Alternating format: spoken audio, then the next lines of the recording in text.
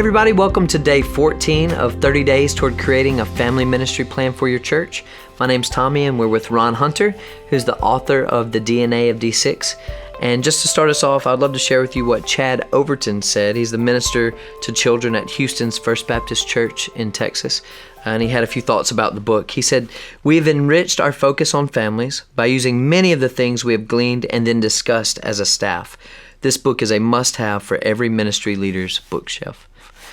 So Ron, just to start our conversation today, yesterday you talked about having this hard conversation that senior pastors to discuss with their ministry teams, volunteer leaders, and their families.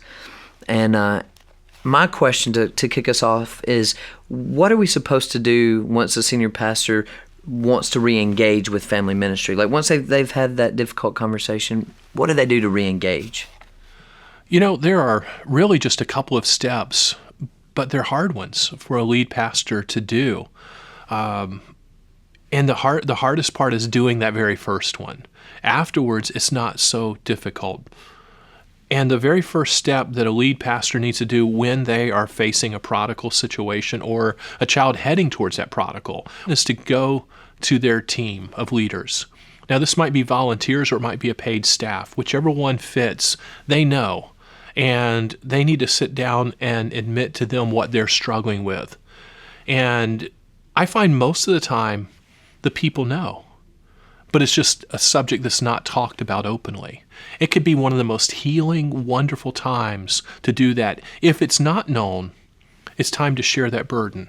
It's time to let them know so that you can have the freedom to go out and begin leading that charge. So step one is just doing that. And I think most lead pastors would be surprised to know that team will have their back, and it will be a healing step in this process. The second item, or the second step, is to go to the prodigal and to seek their forgiveness. Now, in our last session, we talked about the contributors to what it takes to be a prodigal. And we know that some of it parents contribute to, and some of it the child has those influences. Well, even if it's their fault, say it's totally the child's fault, for a parent to go and seek forgiveness is one of the first steps to help tear down the barrier between parent and child and to begin that conversation again. And that's what we want to do, is start that relationship. And then, if I were that lead pastor, I would become the expert on all things prodigal so that I can help my own family, but I can help the other families. In 2013, my wife was diagnosed with cancer. And as a pastor for many years, I had helped other families. But when it happens to you, you dive in and you learn what that disease is about. You become the expert on it so that you can heal. And I would challenge the lead pastors to jump in and become the expert, because there's a lot of hurting families out there that could make a world of difference if they led in this charge. So Ron, it seems like what we're saying is for a senior pastor to re-engage in family ministry, they've really got to begin to own it, which leads to our takeaway today, that we want you to own this. And what does that mean? That means that you become experts at how to minister to prodigals. That means you need the best resources you can possibly get, not to just know how to minister to prodigals, but how to minister to families of prodigals. And resources, you think, sure, articles and books, and those are wonderful.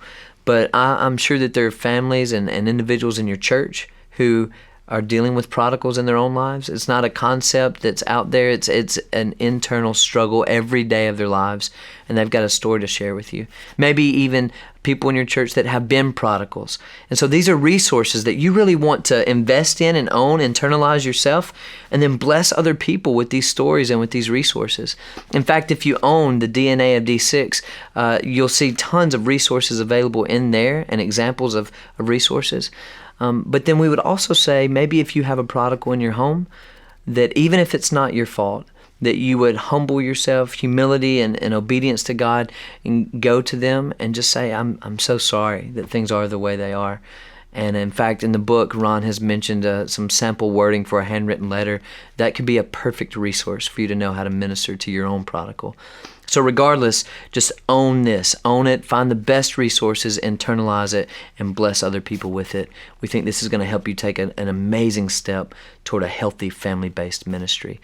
Don't forget to go to d6family.com/DNA to subscribe to all these coaching sessions so that they can be a blessing to you and your team.